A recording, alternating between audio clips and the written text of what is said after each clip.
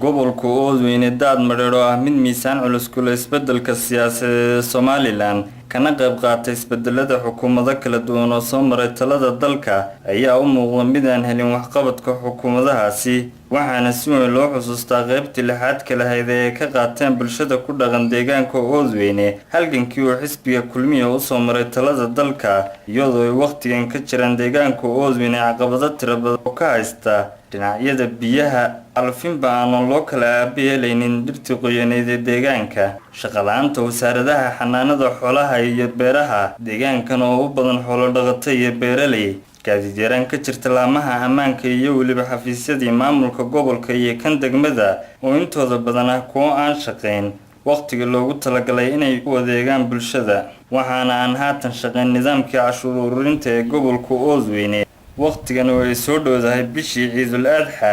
ee gudashada waajibaadka xajka isla markaana ay deegaanka Oodweyne ka dhoofayaan xoolo aad u tiro badan oo loo iibgeynayo gobolada Somaliland oo haba yaraatay cashuurtii oo gobolkan xaq u lahaa laga qaadin Oodweyne ayaa hoos u socotay waxay ku socotayna maamuladii qabsaday ee inta isaga dambeeyay ilaa Maxamed Xaaji Ibrahim Cigaal mid kasta wuxuu yiri cashuurtii ay kula baratay jirtay ee ay xoolaha soo gala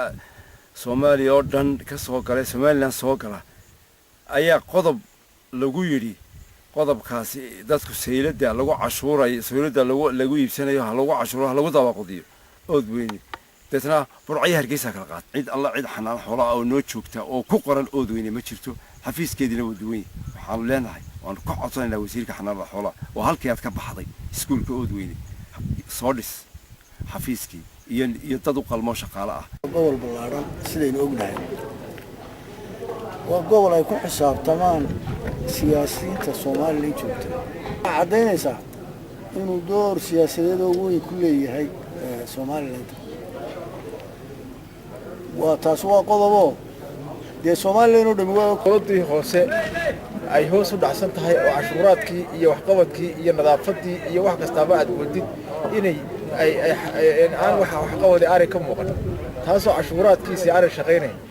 taasna aad moodid inay dawladdu ay dib uga dhacday markaad aad eegtidna ay oranayaan xagga cashuuraadkii waxa ka hortaagan xagga dawladda gobolka Oodweyne ayaa leh kula deegaan oo ka kooban 17 xildhibaan oo ay doorteen bulshada ku dhaqan deegaanka Oodweyne doorashadii golayaasha deegaanka ee horaantii sanadii 2003 ka dhacday deegaanada Somaliland sidoo kale dadweynaha ku dhaqan deegaanka Oodweyne waxa ay doorteen 5 xildhibaan doorashadii golaha wakiilada ee ka qabsoontay Somaliland dabayaaqadii sanadii 2005 waqtiyada isbeddelada siyaasadeed ee ka jiraan cariga Somaliland iyo si istaba joog ugu soo qulqulaan magaalada Oodweyne ee xarunta gobolka Daadmareer mas'uuliyiinta asxaabta siyaasadeed ee Somaliland iyagoo ku tartamaya kasbashada codka bulshada ku dhaqan deegaankan isla markaana waxa ay ka hor akhriyaan dadweynaha magaalada Oodweyne khudbadaha ay sumad uga dhigaan wax ka qabashada caqabado tiro badan oo ka jira deegaankan dadweynaha ku dhaqan magaalada Oodweyne oo ah kuwa u bislaaday doorka siyaasadeed ee Somaliland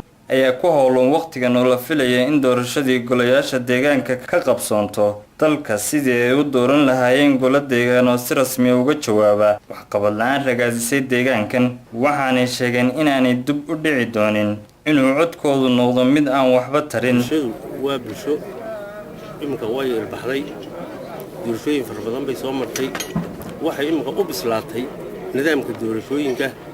iyo doorashooyinka cidda lala soo baxayo tayadooda waa dad imka u bislaaday oo soo arkay markaa imka waxay soo xusheen dad tayo leh hadii Ilaahay soo saaro oo ay soo baxaan